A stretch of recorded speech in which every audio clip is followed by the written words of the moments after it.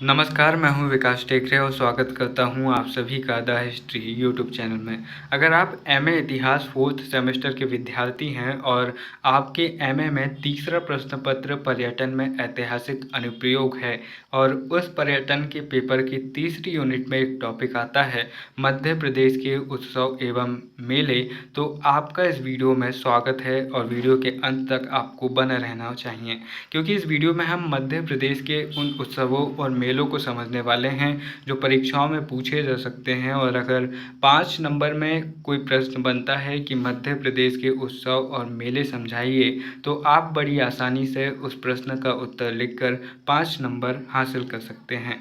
दोस्तों, मध्य प्रदेश में 1400 से ज़्यादा मेले मनाए जाते हैं। मध्य प्रदेश राज्य सरकार के हिसाब से 1400 से ज़्यादा जगह हैं मेलों की लोकेटेड हैं। तो हम उतने ज़्यादा मेलों को तो नहीं पढ़ सकते, लेकिन हम उन इम्पॉर्टेंट 10-12 मेले और उत्सवों को देख सकते हैं जिन्हें आप अपने उत्तर में लिख सकते हैं।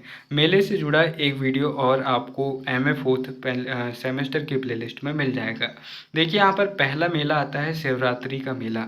शिवरात्रि क्यों मनाई जाती है हम सभी जानते हैं, जब भगवान शिव और पार्वती माता की शादी होती है। यहाँ पर अमरकंटक का जो शिवरात्रि का मेला है वो बहुत ज़्यादा धार्मिक महत्व रखता है और मध्य प्रदेश के प्रमुख मेलों में इसका स्थान है।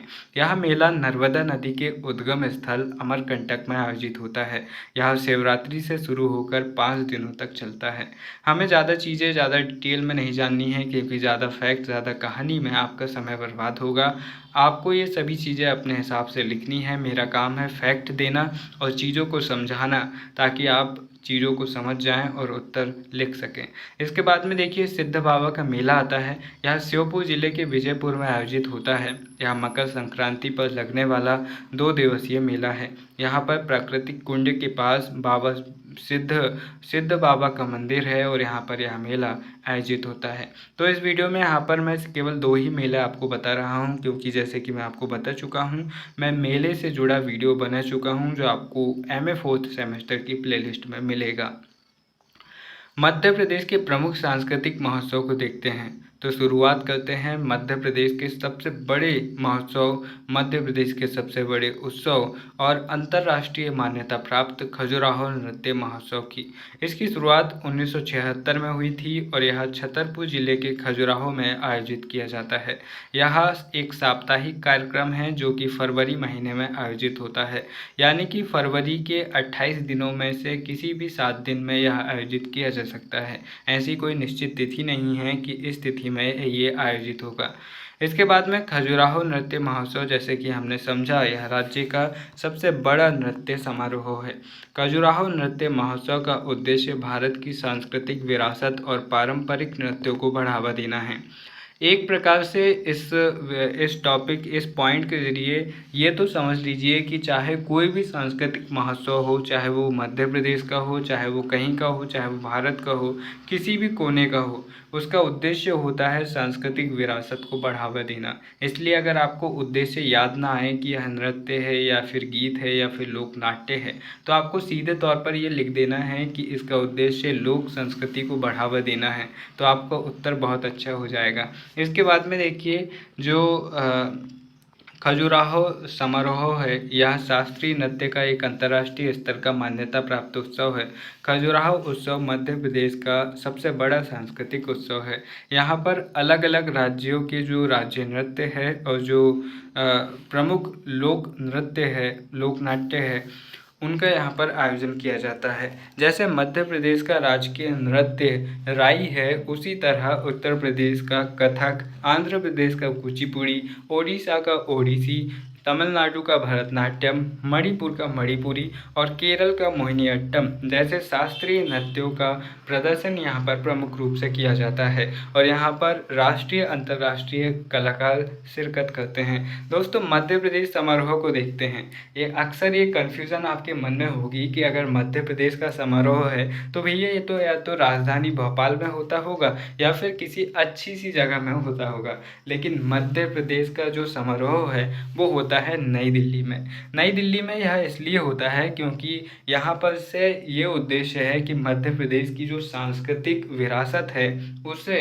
राष्ट्रीय स्तर पर प्रदर्शन किया जा सके, और ये राजधानी दिल्ली में ही हो सकता है। 1982 से मध्य प्रदेश समारोह की शुरुआत हुई थी और यहाँ मध्य प्रदेश की अलग अलग क्षेत्रीय परंपराओं को प्रदर्शित करने के लिए विभिन्न नृत्य कार्यक्रम, गायन कार्यक्रम और विभिन्न प्रकार की प्रदर्शनियों का आयोजन इस मध्य प्रदेश उत्सव नई दिल्ली में आयोजित किया जाता है, और इन सभी का उद्देश्य मध्य प्रदेश की सांस्कृतिक विरासत को बढ़ावा देना है। इसके बाद में देखिए हम देखते हैं लोकरंग उत्सव, जो कि भोपाल में मनाया जाता है। मैं वीडियो के आखिर में आपको उत्सव और मेलों की पूरी लिस्ट दूंगा, लेकिन फिर भी आप अपनी तरफ से मेलों के नाम, उत्सवों के नाम और इनकी लोकेशन और कुछ पॉइंट्स को नोट करते जाइए, क्योंकि जब हम देखते हैं तो हमारे दिमाग में आधा जाता है, जब हम सुनते हैं तो आधा जाता है, जब हम लिखते हैं तो आधा जाता है, लेकिन इन आधी आधी चीज़ों से वो टॉपिक हमारे दिमाग में पूरा कवर हो जाता है। इसलिए जब आप लिखते हैं तो आपकी बॉडी भी एक्टिव रहती है, जब आप देखते हैं, सुनते हैं तो आपके सेंस भी एक्टिव रहते हैं। तो पूरे शरीर को, पूरे मन को एक्टिव कीजिए, नोट्स बनाइए, पॉइंट्स को अच्छे से लिखिए और इन्हें याद करिए, और फिर अपने उत्तर को बहुत ही उम्दा करके अपने मार्क्स को बेहतर कीजिए। देखिए भैया, यहाँ पर लोकरंग उत्सव है जो कि भोपाल में आयोजित होता है, और यह सांस्कृतिक महोत्सव है जिसमें सभी नर्तक लोक संगीत की प्रस्तुति देते हैं। इस महोत्सव का आयोजन मध्य प्रदेश लोक कला अकादमी द्वारा किया जाता है। यह जनवरी के महीने में 4 से 5 दिनों की अवधि के लिए आयोजित किया जाता है, और मध्य प्रदेश लोकरंग उत्सव का उद्देश्य सांस्कृतिक विरासत को सहेजना है। तो यहाँ पर हर उत्सव का, हर महोत्सव का उद्देश्य होता है सांस्कृतिक विरासत को सहेजना। अगर कोई लोक नृत्य उत्सव है तो उसका उद्देश्य लोक नृत्य सांस्कृतिक विरासत को सहेजना, कोई गायन है तो उसका गायन सांस्कृतिक विरासत को सहेजना। तो ये चीज़ें बहुत आम हैं, और इन्हें अगर आप समझ गए तो आप उत्तर को बेहतर कर सकते हैं। मालवा उत्सव को देखिए। मालवा क्या है? जो इंदौर, धार और जो देवास वाला क्षेत्र है, शाजापुर वाला क्षेत्र है, इन क्षेत्रों को हम मालवा कहते हैं। मध्य प्रदेश का सबसे बड़ा भाग मालवा है, हर चीज़ में मालवा सबसे बड़ा है। और मालवा उत्सव की अगर हम बात करें तो ये किसी एक स्थान में न मनाकर इंदौर, मांडू और उज्जैन 3 स्थानों में आयोजित होता है। मालवा उत्सव की शुरुआत 1991 में हुई थी, और 1991 में क्या हुआ था, तो LPG रिफॉर्म भी आए थे नरसिम्हा राव सरकार के द्वारा। तो दोस्तों देखिए, यह इंदौर में हमेशा 5 दिन के लिए होता है, और मांडू या उज्जैन में यह 2 दिन के लिए निर्धारित होता है। बात करें उज्जैन की, तो उज्जैन हमारे सिलेबस में है, और इससे जुड़ा वीडियो भी आपको MA 4th सेमेस्टर की प्लेलिस्ट में देखने को मिलेगा। उज्जैन अपने महाकालेश्वर ज्योतिर्लिंग, जो कि एकमात्र दक्षिण मुखी ज्योतिर्लिंग है, इसके लिए जाना जाता है। साथ ही यहाँ पर संदीपनी आश्रम, वैधशाला, सोयाबीन संयंत्र जैसे बहुत सारी चीज़ें हैं जो घूमने के लायक है। मांडू की बात करें तो इसे सादियाबाद या फिर मांडवगढ़ या फिर सिटी ऑफ जॉय जैसे नामों से जाना जाता है। इसके बाद में देखिए, नृत्य और संगीत प्रदर्शन त्यौहार यहाँ का मुख्य आकर्षक है। अब इसके बाद में देखिए, निमाड़ उत्सव आता है। तो निमाड़ उत्सव की बात करें तो यह कार्तिक माह जो है, सितंबर अक्टूबर के मध्य में आता है। इस महीने में इसे मनाया जाता है। यह महेश्वर खरगोन में नर्मदा नदी के तट पर पूर्णिमा की रात को आयोजित किया जाता है। तो महेश्वर की बात करें तो महेश्वर का पुराना नाम है महिष्मती, और महेश्वर की साड़ियाँ बहुत ज़्यादा प्रसिद्ध है। तो यहाँ पर ये मनाया जाता है, और 3 दिवसीय यह कार्यक्रम निमाड़ उत्सव संगीत, नाटक, नृत्य और नौका विहार का पर्व है। इस बात को ध्यान में रखिएगा कि मध्य प्रदेश के बहुत कम पर्व है जहाँ पर नौका विहार किया जाता है, और उनमें से एक यह भी है। उसके बाद में लोकरंजन उत्सव देखिए, तो यह मनाया जाता है खजुराहो उत्सव, खजुराहो में। जैसे हमने खजुराहो में खजुराहो महोत्सव देखे थे शुरुआत में ही, तो खजुराहो में एक और उत्सव मनाया जाता है लोकरंजन उत्सव। और खजुराहो कहाँ है, तो खजुराहो है छतरपुर में। यह खजुराहो में आयोजित लोक नृत्यों का एक राष्ट्रीय त्यौहार है। यह मध्य प्रदेश पर्यटन विभाग द्वारा आयोजित किया जाता है। लोकरंजन उत्सव में लोकप्रिय लोक नृत्यों और जनजातीय नृत्यों की प्रस्तुति की जाती है। इसके बाद में देखिए, अलाउद्दीन संगीत समारोह। यहाँ पर अलाउद्दीन खिलजी की याद में नहीं मनाया जाता है, यहाँ पर उस्ताद अलाउद्दीन साहब अलाउद्दीन खान साहब, जो कि बहुत ज़्यादा प्रसिद्ध संगीतकार थे, उनकी याद में इस कार्यक्रम को मनाया जाता है और ये होता है मैहर ज़िला में। मैहर पहले सतना का हिस्सा था, लेकिन अब मैहर जो है वो एक स्वतंत्र ज़िला बन चुका है। एक ज़िले के रूप में मध्य प्रदेश सरकार ने इसे घोषित कर दिया है। मध्य प्रदेश अलाउद्दीन खान संगीत समारोह के अलावा अपनी शारदा शक्तिपीठ के लिए भी जाना जाता है और मैहर की पहचान अलाउद्दीन संगीत समारोह या फरवरी में आयोजित होने वाला 3 दिवसीय उत्सव है। इसकी शुरुआत वर्ष 1976 में हुई थी। अब इसके बाद में देखिए तानसेन समारोह। मैं बहुत तेज़ी से पढ़ाने की कोशिश कर रहा हूँ ताकि समय आपका बचे और चीज़ें भी आपको समझ में आएँ। हालांकि मैं पढ़ाने की कोशिश कर रहा हूँ, ये बोलना भी गलत है क्योंकि मैं खुद यहाँ पर पढ़ रहा हूँ और पढ़ाना मुझे आता नहीं है, इसलिए सीधे कह रहा हूँ कि भाई साहब इन फैक्ट को आप अच्छे से इस्तेमाल कीजिए और इनसे अच्छे उत्तर लिखिए। तानसेन समारोह की बात करें तो तानसेन समारोह ग्वालियर के महान तानसेन, जो कि अकबर के नवरत्नों में से एक थे, इन्हें श्रद्धांजलि देने के उद्देश्य से और तानसेन ने जो महान संगीत विरासत बनाई थी उसके सम्मान में और संगीत को बढ़ावा देने के लिए तानसेन समारोह को मनाया जाता है। तानसेन की बात करें तो तानसेन का जो वास्तविक नाम है वो रामातनु मिश्रा है। हालांकि अलग अलग किताबें और वेबसाइट्स जो कहती हैं कि इनका नाम रामातनु पांडे है, लेकिन MPPSC जो कि आधिकारिक वेबसाइट है अलग अलग एग्ज़ामों की और जो मध्य प्रदेश सरकार की आधिकारिक वेबसाइट्स हैं उनमें ये कहा गया है कि इनका नाम रामातनु मिश्रा है, ना कि रामातनु पांडे। अब यह भारतीय शास्त्रीय संगीत और संगीत प्रदर्शन का 4 दिवसीय आयोजन कार्यक्रम है। तानसेन समारोह की शुरुआत वर्ष 1980 में हुई थी और यह दिसंबर के महीने में 4 दिनों के लिए आयोजित होता है।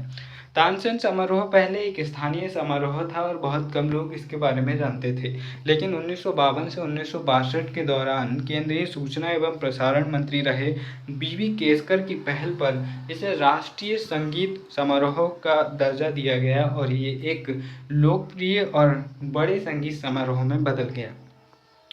यह मध्य प्रदेश संस्कृति विभाग द्वारा आयोजित किया जाता है। बात करें तानसेन की तो इनका जन्म या तो 1453 में हुआ या फिर 1506 में हुआ। वैसे ही इनकी मृत्यु 1586 में हुई या 89 में हुई, यह तय नहीं है, लेकिन इतने समय के बीच में इनकी जन्म और मृत्यु हुई है।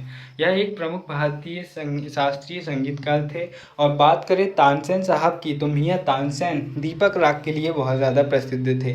कहते हैं कि जिस तरह आजकल पत्नियाँ या फिर पति जो भी कहें एक दूसरे को पकाते रहते हैं, उसी तरह ये मतलब कि गा गा कर दीपक को पका देते थे और दीपक जल जाता था, जल बुझ के राख हो जाता था।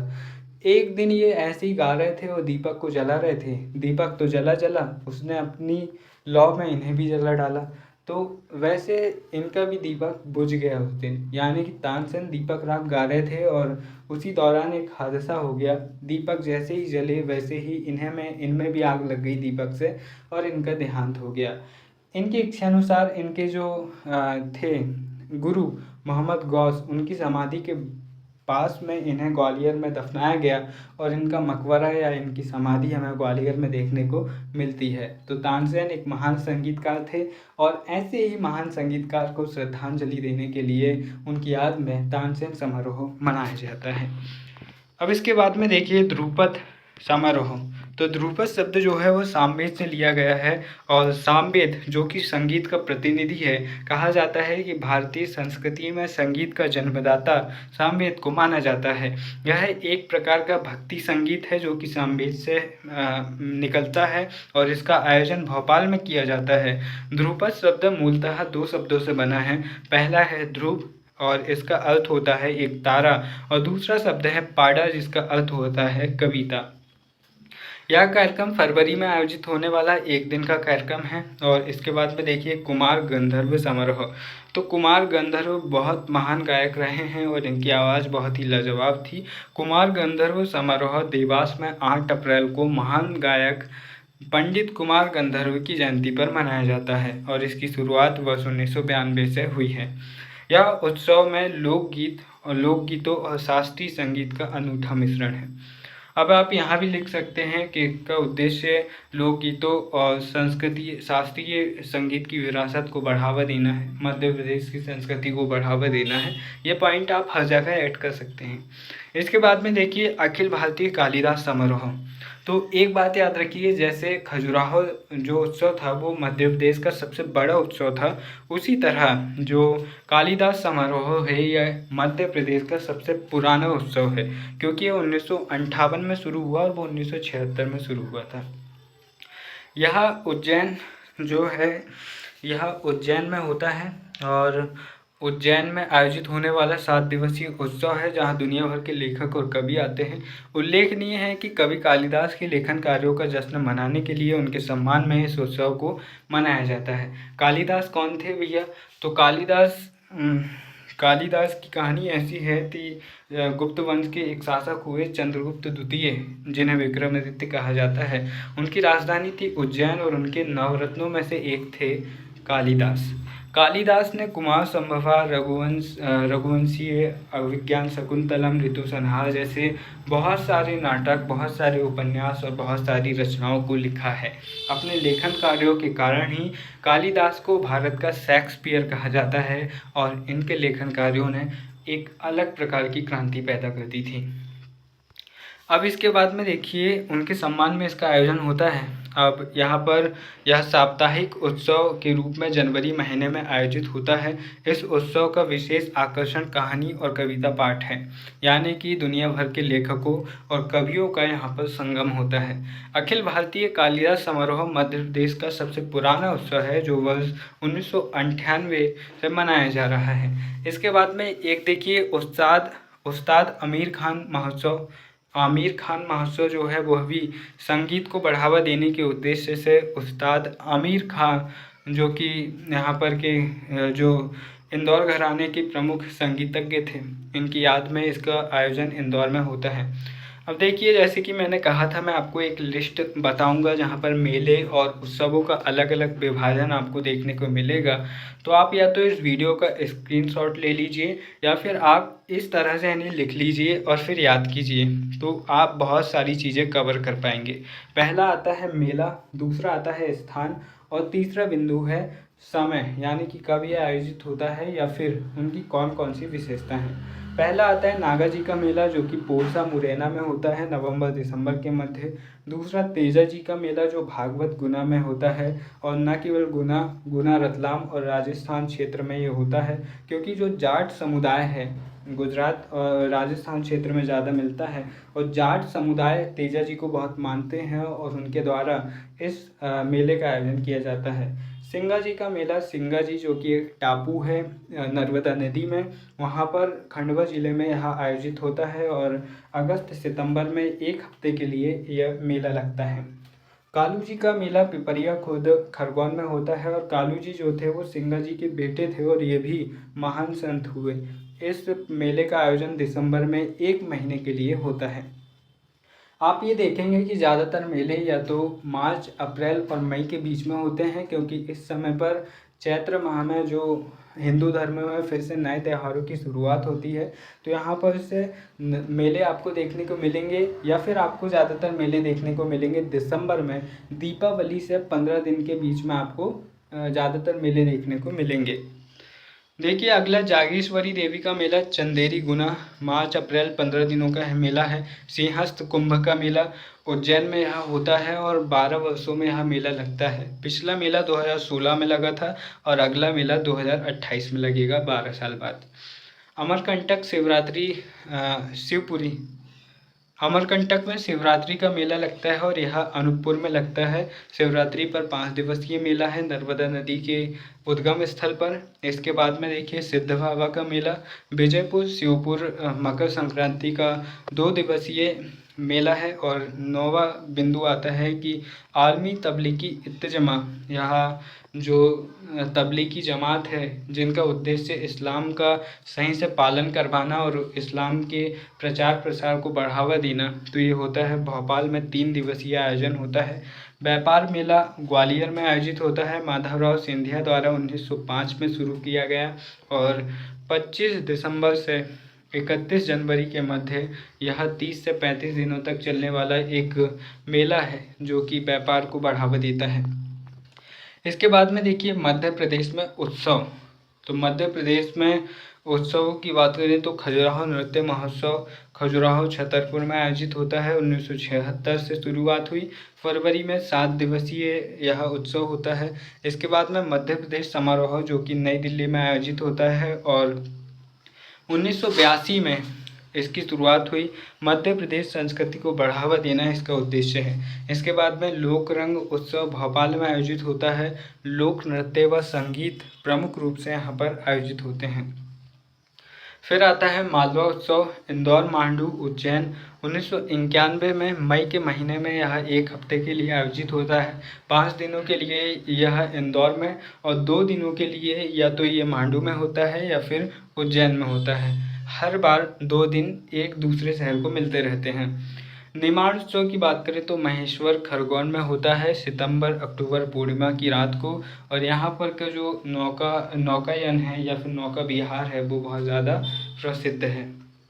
लोक रंजन उत्सव खजुराहो छतरपुर लोकगीत लोक नृत्य आदि उत्सवों को यहाँ पर होता है। तानसेन समारोह ग्वालियर में दिसंबर में संगीत समारोह है जो कि तानसेन का है, ग्वालियर में होता है।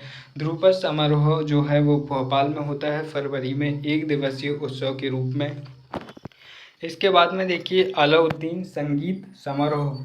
तो अलाउद्दीन संगीत समारोह मैहर जिले में होता है। 1976 में इसकी शुरुआत हुई और फरवरी में 3 दिनों के लिए यह आयोजित होता है।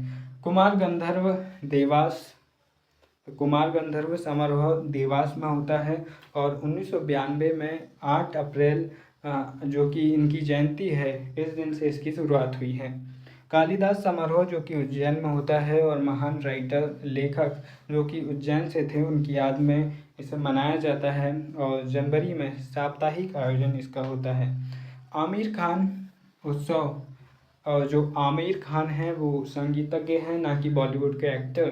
तो आमिर खान महोत्सव इंदौर में होता है संगीत उत्सव के रूप में।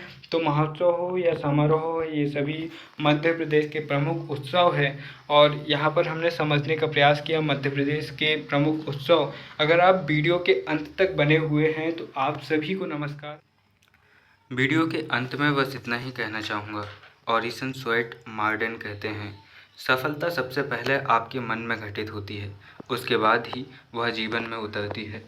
मान लीजिए आप किसी एग्ज़ाम की तैयारी कर रहे हैं, आपने सिलेबस को बहुत अच्छी तरह पढ़ा हुआ है, लगभग आपका 100% सिलेबस कंप्लीट है, तो आपके अंदर ये आत्मविश्वास ज़रूर आ जाता है कि प्रश्न पत्र भले ही कैसे भी पूछा जाए, प्रश्न कोई से भी हो, अगर सिलेबस के अंदर के हैं तो आप इतने ज़रूर सही कर लेंगे कि आप उस एग्ज़ाम को निकाल पाएँ।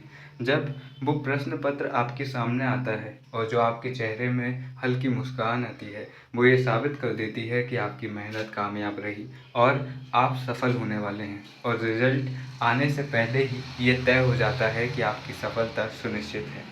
इसके लिए आपको कड़ी मेहनत करनी पड़ती है।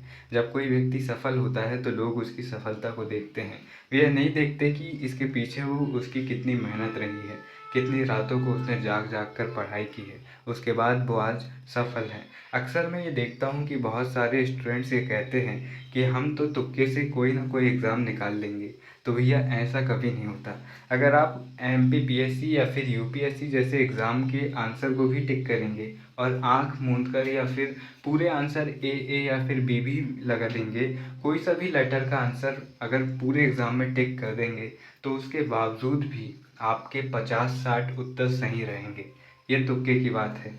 अगर थोड़ी मेहनत और कर लेंगे तो 60 से 65 आपके सही हो जाएंगे, लेकिन आपको कट ऑफ रेंज में आने के लिए 10-12 घंटे पढ़नी पड़ेंगे। उन 10-12 नंबरों के लिए आपको बहुत ज़्यादा मेहनत करनी पड़ेगी, तब आपको सफलता मिलेगी। यानी कि सफलता आसानी से नहीं मिलती, उसके पीछे होती है बहुत मेहनत। मेहनत जब आप करते हैं तो आपको ये लगने लगता है कि अब आप सफल हो जाएंगे।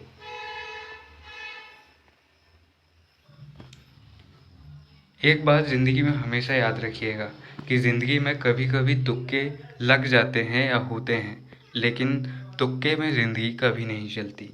तो मेहनत कीजिए, खूब पढ़िए और अपनी ज़िंदगी को तुक्कों से बाहर निकालिए। एग्ज़ाम में कहीं कहीं तुक्के ज़रूर लगाइए, लेकिन 80 क्वेश्चन सही करने के बाद तुक्के लगाइए। 80 क्वेश्चन तुक्कों में मत लगा दीजिए। फिर मिलते हैं अपने किसी और वीडियो में, तब तक के लिए नमस्कार, जय हिंद।